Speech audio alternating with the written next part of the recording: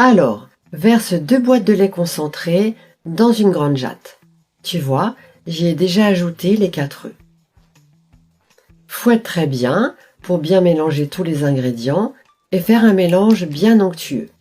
Et si tu bats bien, c'est une astuce, ta recette n'aura pas le goût ni l'odeur des œufs, car sinon cela peut être désagréable pour certaines personnes. Après avoir bien mélangé et fouetté les œufs, tu ajoutes 350 ml de lait de coco, c'est-à-dire la même quantité que le lait concentré que tu as mis au départ. Le lait de coco n'a pas la même texture, il est plus liquide. Et le lait de coco va laisser un goût vraiment super délicieux. Remue à nouveau pour bien mélanger tous les ingrédients. Ensuite, tu ajoutes 50 g de noix de coco râpées et tu mélanges à nouveau.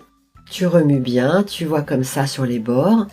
Et après avoir fini ce processus, on met de côté cette préparation pour commencer l'étape suivante. Tu vas utiliser un grand plat et tu vas ajouter une petite quantité de beurre ou de margarine si tu préfères. Prends la quantité nécessaire pour bien recouvrir tout le moule, mais ne surcharge pas.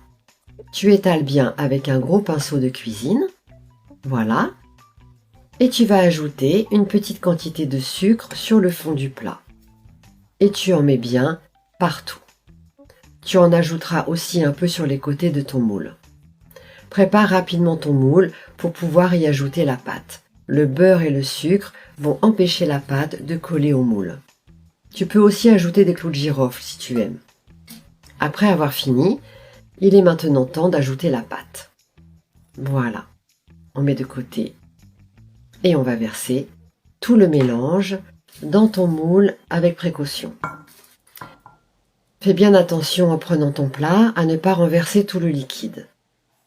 Tu vas faire cuire au four à 320 degrés pendant 30 minutes. Et ensuite, mets au réfrigérateur pendant 2 heures. Notre dessert est prêt maintenant. On goûte? C'est très ferme et super savoureux. Tu ne vas pas regretter de faire cette recette à la maison. Et ce dessert est parfait à déguster froid. Regarde, la texture à l'intérieur, je vais te montrer. En servant cette part, on va s'en rendre bien compte. La noix de coco, qui est notre ingrédient spécial, va rendre ce gâteau très savoureux. En plus d'être super jolie à regarder, cette recette est vraiment délicieuse. Alors, j'ai hâte de le goûter. À toi? Tu vas l'essayer à la maison et tu vas voir.